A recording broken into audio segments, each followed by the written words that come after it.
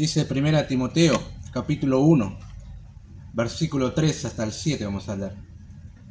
Como te rogué que te quedases en Éfeso cuando fui a Macedonia, para que mandases a alguno que no enseñen diferente doctrina, ni presten atención a fábulas y genealogías interminables, que acarrean disputas más bien que edificación de Dios, que es por fe.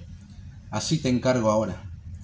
Pues el propósito de este mandamiento es el amor nacido de corazón limpio y de buena conciencia y de fe no fingida, de las cuales cosas, desviándose algunos, se apartaron a vana palabrería, queriendo ser doctores de la ley, sin entender ni lo que hablan ni lo que afirman.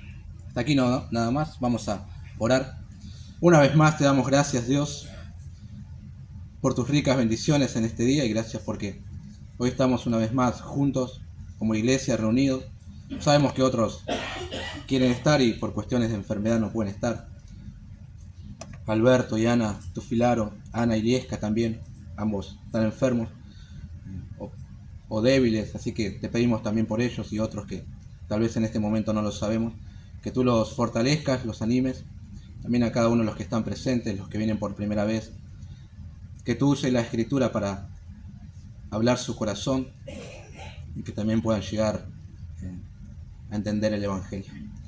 Gracias por tu bondad, de Dios, gracias por la escritura tan preciosa para nosotros. Te pedimos que en esta hora la utilices, cada uno de nosotros. En el nombre de Jesús, amén.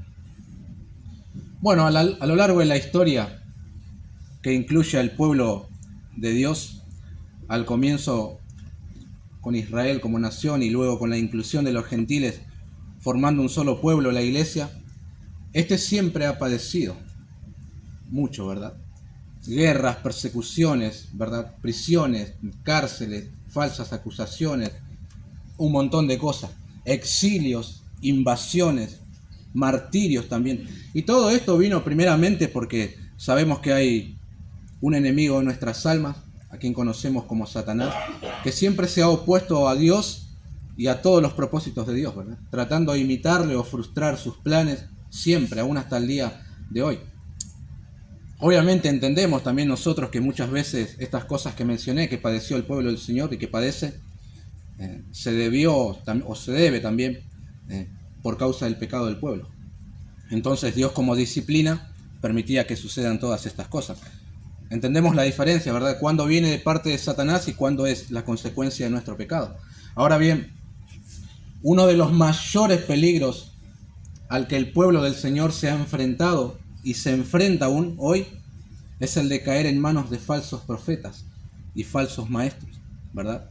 Que introducen mentiras, tuercen la verdad y engañan al pueblo del Señor, los llevan a cometer prácticas, a creer cosas, filosofías que nada tienen que ver con la palabra de Dios.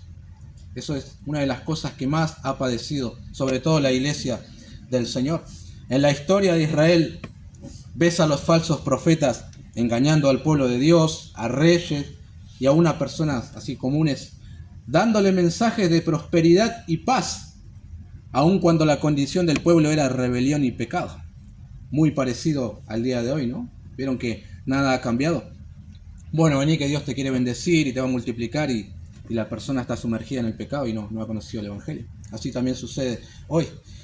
Jesús en su ministerio de 3 años también siempre ha denunciado y ha advertido a sus discípulos de los falsos profetas y de tener cuidado con su doctrina. Uno de los versículos más conocidos tal vez sea Mateo 7:15. Guardaos de los falsos profetas que vienen a vosotros con vestidos de ovejas, pero por dentro son lobos rapaces. ¿Sí? Mateo 16:6, Jesús le dijo a sus discípulos, mirad, guardaos de la levadura de los fariseos y de los saduceos. Pasado el tiempo, ellos entendieron que se estaba refiriendo a la doctrina. Es decir, Jesús les decía, tengan cuidado con la enseñanza de esta gente, porque dicen algo y no lo hacen. Te ponen una carga pesada a vos y ellos ni con un dedo la quieren mover. Tened cuidado con ese tipo de doctrina. Bueno, llegando también al final de su ministerio, Jesús advirtió acerca de los últimos tiempos. Y habló de un tiempo en el cual se levantarían muchos falsos profetas y engañarían a muchos. Mateo 24. Los días tal vez que estamos viviendo nosotros también, ¿no? El apóstol Pablo ha tenido que lidiar con falsos maestros, con los judaizantes. La carta a los Gálatas comienza de una manera tremenda. Yo lo voy a leer, no sé si ustedes quieren acompañarme. Gálatas 1:6 al 9. Estoy maravillado de que tan pronto os hayáis alejado del que os llamó por la gracia de Cristo para seguir un evangelio diferente. No que haya otros, sino que hay algunos que os perturban y quieren pervertir el evangelio de Cristo. Mas si aún nosotros o un ángel del cielo os anunciare otro evangelio diferente del que os hemos anunciado, sea anatema. Tremendo. Como antes hemos dicho, también ahora lo repito, si alguno os predica diferente el evangelio del que habéis recibido, sea anatema, sea maldito. La maldición de Dios caiga sobre ese tipo de personas, dice aquí el apóstol Pablo. Ahora, lo que impacta es que los creyentes, escuche esto, los creyentes de Galacia se habían apartado en pos de otro evangelio por la influencia de falsos maestros. Ah, no, a mí nunca me van a engañar. Dice, ¿no? ¿Estás seguro que no? Hay que tomar los recaudos necesarios. Bueno, Juan batalló contra el gnosticismo en sus comienzos. También él escribió más adelante, amados, no creáis a todo espíritu, sino probad los espíritus, si son de Dios, porque muchos falsos profetas han salido por el mundo. Pedro, Judas advirtieron también a sus lectores de los falsos profetas y maestros. ¿Sí? La iglesia, en la historia de la iglesia mejor, también ha tenido que presentar batalla contra el docetismo, el levionismo, el arrianismo, el modalismo, y podemos seguir con ismos, todas herejías cristológicas. Y así llegamos a nuestros días, con la misma batalla que la historia de la iglesia, siempre. Ya saben que algunas de las falsas doctrinas son muy obvias y fáciles de identificar, ¿no? Bueno, la risa santa, la borrachera en el espíritu, el manto sagrado de no sé dónde y todas esas cosas que ya sabés que es una mentira y que hasta los que no son creyentes se dan cuenta y a veces hasta en el noticiero te pasan la falsedad de esa gente. Pero hay otras que son más sutiles, engaños de Satanás a los creyentes también. En estos últimos meses estuve tratando con personas que años atrás se congregaron en este lugar, algunas ni las conocía, tratando de animarlas a que consideren la posibilidad de volver a las reuniones y también advertirle de las consecuencias de sus decisiones. Bueno, algunas respuestas fueron muy favorables para la gloria del Señor. Yo digo gracias al Señor. Otras no tan favorables, otras no hubo respuestas, pero algunas respuestas me impactaron. Sí, me impactaron. No, yo en casa leo y oro y también escucho predicaciones y me comunico con algunas personas de la iglesia y así tenemos comunión. En otras palabras, formé mi propia religión. Adoro a Dios a mi manera y bueno, escojo los predicadores que quiero escuchar y me inventé un ídolo. Lo que en verdad están diciendo sin darse cuenta es lo siguiente: Dios, el diseño que vos trazaste es equivocado. Vos creaste la iglesia para llevar a cabo tus propósitos, pero yo no la necesito. Y también puedo tener comunión contigo. Tremendo, ¿no? En casa estoy bien y estoy bien con todo. Y digo que me aflige porque no se dan cuenta que están engañados, ¿no? Lamentablemente. Hermanos queridos, el engaño de Satanás es sutil. La falsa doctrina no viene solamente del púlpito. Ah, ¿escuchaste ese falso maestro? No, viene de todos lados. Por la internet, la radio, las redes sociales, amistades, literatura, música y un montón de cosas más, diferentes vías, cosas que influyen en nuestras mentes y nos apartan de la verdad. Debemos tener mucho cuidado y anclarnos a la verdad de la palabra de Dios porque todos somos propensos al engaño. Es mentira eso, a mí nunca me va a tocar. También puedes caer en el engaño si te descuidas. Por eso tanta advertencia en las escrituras, ¿verdad? Mucha advertencia.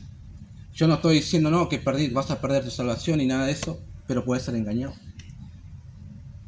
Yo, como algunos de ustedes, me convertí en una iglesia pentecostal y fui salvo ahí. El Señor me salvó, perdonó mis pecados y tenía la seguridad de salvación. Pero creía un montón de cosas que eran mentiras, toda antibíblica. Así fui enseñado, pero no era ninguna víctima, porque era responsable también de ver si estas cosas eran así, como dice la Escritura, ¿verdad? Bueno, entrando a la porción que nos convoca, Timoteo está pastoreando la iglesia de Éfeso, ¿sí? Pablo lo dejó allí. Y en esa iglesia hay falsos maestros. Obviamente introducieron falsas enseñanzas y están haciendo estragos entre los hermanos. Esa es la tarea que les tocó a este joven pastor. Pablo le da órdenes de lo que tiene que hacer. Una vez más, citando Hechos 20, ¿recuerdan cuando Pablo se despide de los ancianos allí en Mileto? Él les dijo algo muy interesante. Yo sé que después de mi partida se introducirán entre el medio de ustedes personas que los apartarán de la verdad, ¿verdad? Y que harán estragos. Entrarán en medio de vosotros, dijo Pablo, lobos rapaces, que no perdonarán al rebaño. Eso es peligro de afuera hacia adentro. Pero dijo algo más el apóstol. Y de vosotros mismos se levantarán hombres que hablen cosas perversas para arrastrar tras sí a los discípulos. Y eso es peligro desde adentro, ¿sí? Y ese tiempo del que habló el apóstol, unos 10 años atrás, ha llegado a Éfeso. Esa es la situación de Timoteo hoy, ¿no? Vamos a ver con la ayuda del Señor en esta tarde. Yo titulé ¿Cómo confrontar a los falsos maestros y su doctrina? Pero también podría ser cómo descubrirlos, ¿sí? En eso nos vamos a enfocar. Bueno, y en primer lugar vamos a ver el ruego de Pablo a Timoteo con respecto a los falsos maestros y sus enseñanzas. Versículo 3 y la parte final del versículo 4. Como te rogué que te quedases en Éfeso cuando fui a Macedonia para que mandases a algunos que no enseñan diferente doctrina, finalizando el versículo 4 dice, así te encargo ahora. Parece ser que el apóstol Pablo estuvo también en Éfeso junto a Timoteo ministrando, ¿verdad? Y él comenzó con la tarea de confrontación a los falsos maestros. Pero luego hizo un viaje del cual nosotros no tenemos registro en el libro de los Hechos, a Macedonia. Entonces lo deja Timoteo allí. Probablemente año 62, 63, cuando se cree, cuando fue liberado de la prisión de Roma, es en ese momento que lo dejó allí, en ese lugar, y él hizo un viaje. Entonces ruega a Timoteo que se quede y que continúe con la misión. Pero ahora lejos, pensaba yo en esto y decía, tal vez consideraba que con el solo ruego no iba a ser suficiente. Entonces, para reforzar eso, le envía esta carta, que contiene la autoridad apostólica para que Timoteo cobre fuerza y pueda confrontar a estos falsos maestros que estaban en la iglesia, ¿verdad? Con todo el peso de la autoridad apostólica. Así también se lo comparte a la iglesia. Ese sería, en muy resumido, el contexto, ¿no? Ahora, analicemos la petición de Pablo y notamos inmediatamente la urgencia del asunto, porque Pablo no se detiene en otros detalles, va directamente al hueso. Hay que resolver este problema urgente porque si no, no se puede continuar. Y comienza con, te rogué que te quedases en Éfeso. En persona y ahora por carta le está pidiendo lo mismo. Es un ruego, no es solamente una petición cualquiera. Esto puede implicar una súplica, una demanda. Ahora, lo que podemos inferir es que si Pablo tiene que rogarle o exhortarle a que se quede en Éfeso, probablemente Timoteo no quería hacerlo. Es muy probable que él quisiera ir con Pablo, con su mentor, a Macedonia, y no quedarse a hacer esa tarea en Éfeso, porque era muy complicada. Pero Pablo le dice, quédate acá, resolvé aquello que yo comencé. Tenés que tratar a los falsos maestros. Bueno, Timoteo es un verdadero hijo en la fe, lo hemos visto el domingo pasado, estamos de acuerdo con eso, pero eso no significa que no tuviera batallas con su carácter.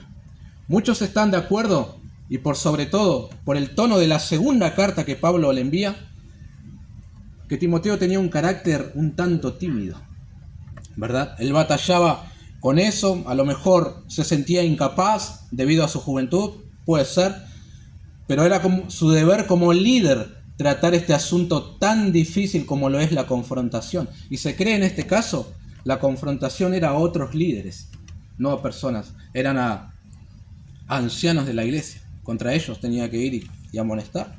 Esos son los momentos agrios del ministerio. Cuando tenés que ir a las personas y no necesariamente a decirle que estás contento con su servicio o que estás viendo a Cristo en su vida, sino a invitarlos al arrepentimiento, hacerles un llamado de atención, reprenderlos duramente o exigirles que se vayan de la iglesia. También. Cuando Pablo escribe a Tito, que estaba en una condición similar a Timoteo, le dice en Tito 3, al hombre que cause divisiones después de una y otra amonestación, deséchalo. Esto es expulsión de la iglesia, sabiendo que el tal se ha pervertido y peca y está condenado por su propio juicio. Al mismo Timoteo, aquí en esta carta, más adelante en el capítulo 5, que a su tiempo lo vamos a ver, hablando de algunos asuntos que tienen que ver con los pastores, le dice, a los que persisten en pecar, esto es, a los ancianos de la iglesia que persisten en pecar, repréndelos delante de todos, para que los demás también teman. Bueno, decirlo suena fácil, ¿no? Pero hacerlo es muy difícil, porque genera un fuerte impacto emocional en ambas partes, ¿no? En el que tiene que ir a reprender al otro y aquel que va a recibir también. Recuerdo que hemos tenido diferencias con el pastor Julio ante un tiempo atrás, encontronazos ministeriales, decía yo. Bueno, yo no pude dormir esa noche. Daba más vuelta que una calecita en la cama, por lo que había, la tensión que genera esas cosas. Y al otro día nos juntamos a hablar y él me dijo, yo no pude dormir esa noche, y daba vuelta también. Digo, estamos en la misma condición, los dos estamos lo mismo. Algunos prefieren evitar esto, y la solución que proponen es no solucionar nada. Ponen los problemas de la iglesia en piloto automático y dale que va, o que Dios se encargue de esas cosas. Yo no, en eso no me meto, ¿no? Pablo rogó a Timoteo que se quedara en la iglesia y que se hiciera cargo de los problemas, que tomara cartas en el asunto. Porque es muy fácil decir, yo me voy a dedicar a la oración y que Dios haga lo que tenga que hacer. Pero en tu casa, cuando se rompe una cañería, no decís lo mismo. Ah, no, lo dejo así y después se va a reponer solo. La repones. Llamás a un plomero y que la arregle, ¿no? Bueno, hay que solucionar los problemas. Para eso Timoteo fue dejado en ese lugar. Y acá viene lo más difícil. Para que mandases a algunos que no enseñen diferente doctrina. Bueno, mandases, sabemos, es un imperativo. Como una orden militar de un superior a un subordinado. Esa es la idea detrás de esta palabra. No es que Timoteo tenía que acercarse a estos que estaban enseñando falsas doctrinas y decirles, bueno chicos, podrían dejar de enseñar esas cosas que a Pablo no le gusta, pónganse las pilas. No es eso. Como dice el pastor MacArthur, Timoteo debía usar todo el peso de la autoridad apostólica de Pablo para enfrentarse a eso. Eso es algo que Jesús hizo muchas veces en su ministerio. Él los exponía públicamente a los fariseos, saduceos o los rabíes de su tiempo, ¿verdad? Él los llamaba hipócritas, ciegos, guías de ciegos, salteadores.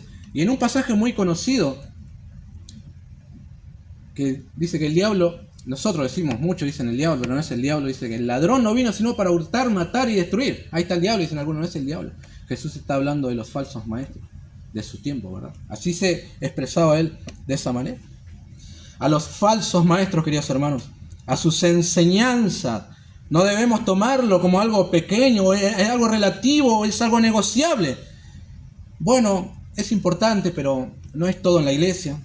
No, yo no me meto en esas cuestiones porque yo no juzgo a nadie. No importa la doctrina, lo que importa es que seamos una comunidad de amor, dicen algunos. Y digo, ¿cómo que no importa la doctrina? Si una de las cosas que hace distinta a la iglesia de Cristo, de las miles de religiones que hay, es que una tiene la doctrina verdadera, todas las demás son falsas. ¿Sí? Esa es la verdad. Por eso digo, hay solamente dos religiones, la de Cristo y la que el hombre se ha inventado. Una sigue las enseñanzas de Cristo, todo el resto viven y promueven una falsa enseñanza. Eso es todo. Jesús dijo, el que no es conmigo, contra mí es. El que conmigo no junta, desparrama. Eso es todo, no hay más. Dividió el mundo en dos. Por eso mencioné en la introducción de personas que hacen iglesias quedándose en casa. Esa es su doctrina. Eso es lo que creen. Uno practica lo que cree. Y como es antibíblica y peligrosa porque puede influenciar a otros, tiene que ser tratada con firmeza. Porque no es que estamos debatiendo, bueno, ¿qué color de ojo habrá tenido Jesús? No. Estamos hablando de algo que entra en la categoría de otro evangelio. Y ya hemos leído. Si alguno de nosotros, una vez que el cielo, cualquiera te anuncia un evangelio diferente al que el Señor, los apóstoles anunciaron, sea maldito. Entonces no es poca cosa y no debemos tomarlo de esa manera. Sé que algunos tienen problema con la doctrina y se conforman con que la gente sea sincera. Pero pueden ser muy sinceras y estar engañadas y promoviendo también la falsa enseñanza. Algunos no tienen problemas hasta en establecer relaciones sentimentales con testigos de Jehová, adventistas, católicos. No, una vez que nos casemos yo lo voy a convertir a Cristo. Mi influencia será más poderosa que la de Él. O hay algo de Dios en todas las religiones. Hay que tener mucho cuidado con esas cosas, ¿sí? La experiencia dice que lo más probable es que te arrastren a vos hacia el pecado. No que vos los atraigas a ellos, a Cristo, ¿sí? Y no hagamos norma de las excepciones. No, pues yo conozco una persona que... Bueno, esas son excepciones. La doctrina importa, y mucho. En las Escrituras, sobre todo en estas cartas pastorales, aparece muchas veces esa palabra, ¿verdad? Haciendo referencia a sana doctrina o doctrina de las cuales tenés que tener cuidado. Algunos, al escuchar la palabra doctrina, probablemente estén pensando en cosas de seminarios e institutos que no tienen nada que ver con la iglesia. Sin embargo, si piensan así, ya tienes una doctrina. Y otros pueden decir, el ladrón crucificado no tenía doctrina ni nada y fue salvo. ¿Estás seguro que no tenía doctrina? Llegó a creer que el único que podía salvarlo era Jesús. Doctrina. Entendía que había un reino venidero y pidió estar allí. Doctrina. ¿Sí? Y lo más impactante del credo de este hombre, el tipo sabía que no podía salvarse por sí mismo, que otro lo tenía que salvar. Todo eso es doctrina. Todos tenemos una doctrina. Claro que sí. Él sabía que no era por obras la cosa. Pidió salvación al único que podía salvarlo, a Jesús. Tremendo. Ahora bien, noten que yo hablé de influencia, ¿verdad? Bueno, aquellos que enseñaban un falso evangelio en Éfeso no eran muchos. Pablo dice algunos. Algunos, no son muchos. Timoteo manda a algunos que no enseñen diferente doctrina, pero a pesar de no ser muchos, su influencia era grande. Estaba haciendo estrago en la iglesia. Por eso Pablo decide tomar cartas en el asunto inmediatamente. Este es uno de los argumentos para decir que esos algunos eran líderes, ancianos de la iglesia. Pero sean ancianos o no, recuerden una cosa. La influencia nunca es neutral, hermanos. Todos tenemos una influencia. ¿Es positiva o es negativa? Algo vas a transmitir a los demás. Si Timoteo no hacía caso al ruego de Pablo, la iglesia se contaminaría y caería en apostasía. Tremendo, tremendo lo que le tocó a este joven, lo que tenía que hacer, ¿no? Bueno, en segundo lugar, vamos a analizar un poco más la doctrina que enseñaban los falsos maestros.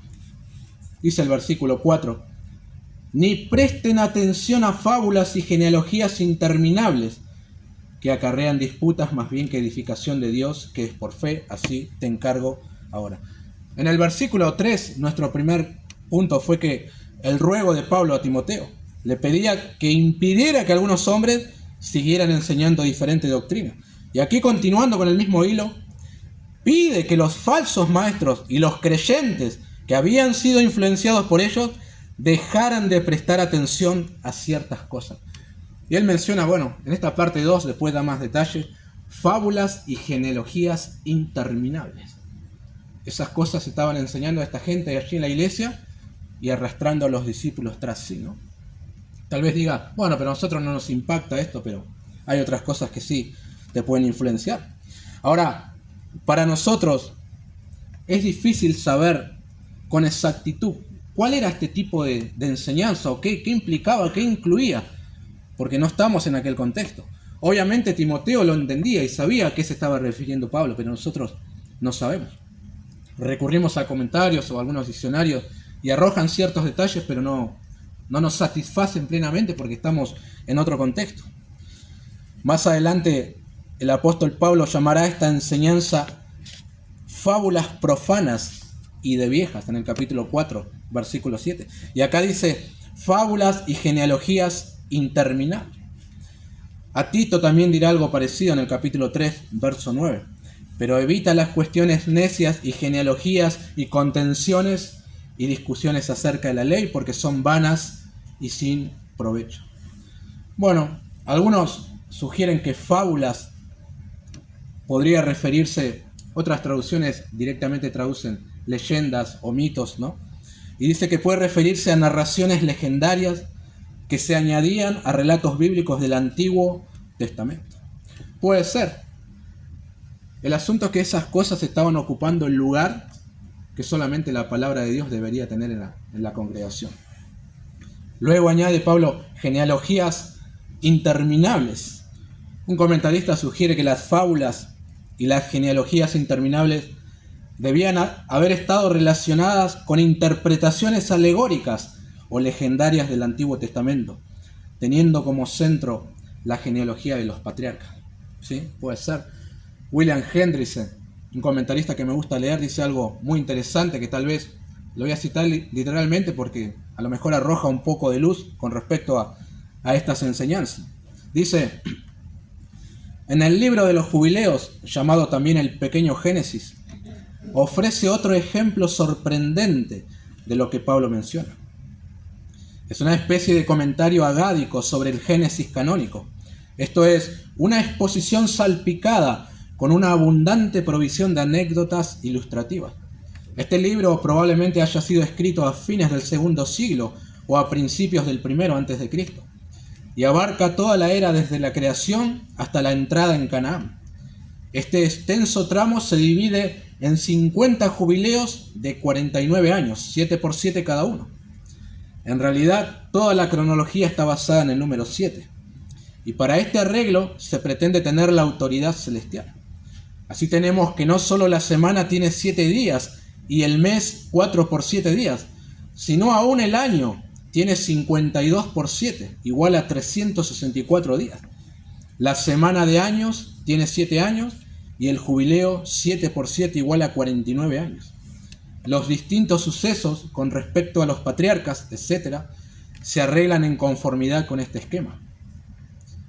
Se adorna el relato sagrado de nuestro Génesis canónico hasta el punto de ser a veces irreconocible. Así, ahora sabemos que el reposo era observado ya por los arcángeles, que los ángeles también practicaban la circuncisión y que Jacob nunca engañó a nadie, etc. Bueno, tal vez puedan ser pequeños aportes que nos ayuden a entender un poco más la enseñanza de esta gente. A lo mejor no arroja demasiado luz. El asunto es que no es tan importante, ¿no?, saber cuál era específicamente la enseñanza. Porque otros sugieren que como en el Antiguo Testamento hay muchas porciones de genealogía, algunos judíos se dedicaban a estudiar cada uno de esos nombres y de allí llegaban a conclusiones rarísimas, ¿no? Una manera de estudiar la Biblia un poco extraña. Bueno, hay gente hoy en día también que la lee y empieza a ver cosas donde no la hay, y probablemente esta gente estaba haciendo eso en la iglesia. Ahora, digo que en cierta manera no importa, porque no es determinante saber con exactitud esas enseñanzas que acarreaban disputas más bien que edificación. Lo importante y peligroso es que esas cosas estaban teniendo el mismo o mayor peso que la doctrina que Pablo había enseñado por revelación de Dios. Entonces se sustituía el evangelio por mitos y leyendas. Uno dice: wow, ¿eso estaba pasando en una iglesia cristiana? Sí, eso estaba pasando. Y de hecho estaba desviando a la gente. Y Pablo dice: no presten atención a esas cosas. Años después, en la segunda carta que Pablo le envía, hablando acerca de los últimos tiempos, que comenzó con la ascensión del Señor Jesús, le dice: porque vendrá tiempo cuando no sufrirán la sana doctrina, sino que teniendo comezón de oír, Se amontonarán maestros conforme a sus propias concupiscencias y apartarán de la verdad del oído y se volverán a las fábulas. ¡Wow! Yo creo que somos parte de ese tiempo del que habló el apóstol Pablo, ¿verdad? Más que nunca, digo.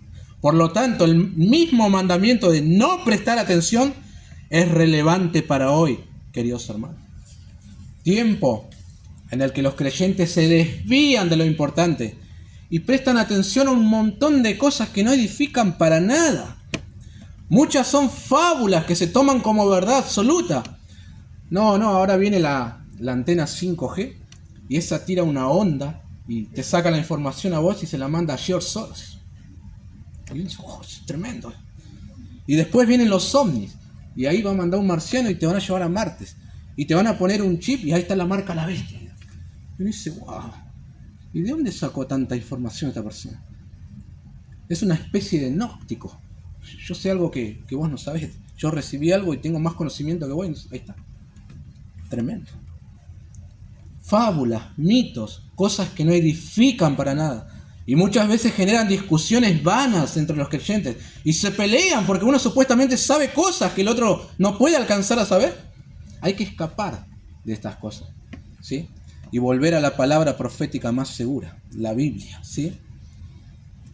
O si uno cree esas cosas, bueno, reservársela para sí mismo. Yo también tengo mi postura con respecto a todo lo que fue la pandemia. Y probablemente si me haces preguntas también entro en la categoría de conspiranoico. Pero de ahí a empezar a debatir con otro, para que sí, ni yo ni esa persona va a ser edificada tampoco, ¿no? No tiene sentido. Ahora, hay cuestiones doctrinales también a las que tenemos que estar atentos porque son muy sutiles. Y muchas se predican desde los púlpitos. Enseñanzas que toman, bueno, un poco de la Biblia y un poco de psicología. Y un poco de humanismo. Y bueno, y como tiene algo de la Biblia, parece que todo es verdad. Y uno la va tomando para sí y después termina engañado. Hay que prestar atención, digo yo, a lo que prestamos atención. Y no es un trabalengua. Hay creyentes que atan al diablo o lo reprenden. En algunas congregaciones se practica la famosa sanidad interior. ¿Escucharon hablar acerca de eso? Te hacen regresar hasta tu niñez para descubrir dónde está la raíz de tus problemas y angustia. Entonces, si descubren que te faltó cariño y ahora tratan de darte cariño en este momento. Y como que sanan ahí donde estaba el problema, tu niñez. Y eso se enseña en las iglesias supuestamente evangélicas. Luego tenés las maldiciones generacionales, ¿sí? Lo que estás padeciendo ahora es porque en tu pasado alguien recibió una maldición y bueno, vos las tenés que romper ahora. Y vos decís, esto es una macumba, ¿no? Si pasa en las iglesias evangélicas también. Así que hay que tener mucho cuidado. La oración del pecador y tantas cosas más, ¿no? Y tienen algún que otro versículo que parece apoyar la práctica, pero nada que ver. Algo que nos ayudará a descubrir si es una verdadera enseñanza o es una falsa enseñanza, si es bíblica o solo es una fábula, es lo que genera en el creyente. ¿Edifica verdaderamente esa enseñanza? ¿Te edifica? ¿Sí? No creamos que recibir mera información, qué edificado que estoy porque aprendí esto, ¿no? ¿Te edifica verdaderamente? Por ejemplo, no es lo mismo entender la verdad de que debemos resistir al diablo, como dice Santiago y Pedro, en lugar de atarlo.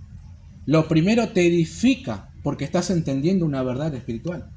Lo segundo te engaña porque te hace creer que sos un superhéroe, que podés batallar contra un ser mucho más fuerte que vos, el mismo el diablo. No podés batallar.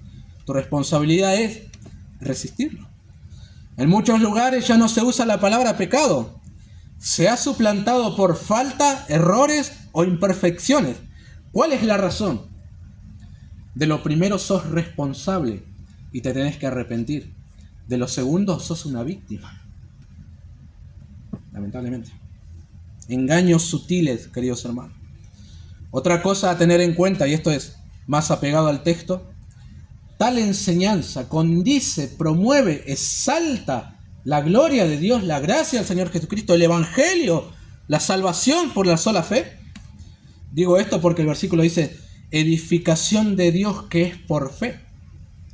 Otras traducciones dicen, llevar adelante la obra de Dios, que es por fe, hacer avanzar el plan de Dios, que es por fe. Es decir, las falsas enseñanzas fomentan discusiones vanas, son leyendas, mitos que no edifican, pero una enseñanza sana contribuye a la edificación y promueve el avance del reino de Dios. Eso es lo que logra una buena enseñanza, ¿sí? A eso contribuye. Por lo tanto, se centra en Dios y no en el hombre. Esa es la diferencia entre la verdadera religión y la falsa. La verdadera se centra en Dios, en lo que Él ha hecho para salvar a los pecadores. Él es el soberano, todo se trata de Él. Nosotros solo tenemos que darle la gloria. Y la falsa religión se centra en el hombre, en sus problemas, en tratar de estar mejor, más feliz, ¿sí? Esa es la diferencia. El cristianismo es Dios enviando a su Hijo para salvar a los pecadores. Las religiones falsas, ¿qué podemos hacer nosotros para alcanzar a Dios o estar mejor? ¿Vieron? Es diferente. Bueno, ¿cómo se originan también las otras religiones? El cristianismo surge Dios enviando a su Hijo. ¿Y las otras falsas religiones? No, fulano tuvo una revelación especial y inventó el mormonismo. Y ahí surgió la religión. Y así todas las otras religiones, centradas en el hombre. Por eso digo que el mundo se divide en dos religiones, la de Dios y la que se inventó el hombre. Redondeando el pensamiento, las falsas enseñanzas nunca te harán crecer en el conocimiento de Cristo. No contribuyen en nada en la santificación progresiva. No hace avanzar el reino de Dios. Solo generan pérdida de tiempo y conducen a discusiones sin sentido. Recordemos, recibir constantemente información, saber un poco de todo, no significa que estás siendo edificado. Las escrituras edifican. La sana enseñanza, eso produce edificación. El encargo para el verdadero hijo en la fe es Timoteo. Ordenales a esa gente que no enseñen diferente doctrina, que no presten atención a mitos, leyendas, genealogías y cosas que no edifican.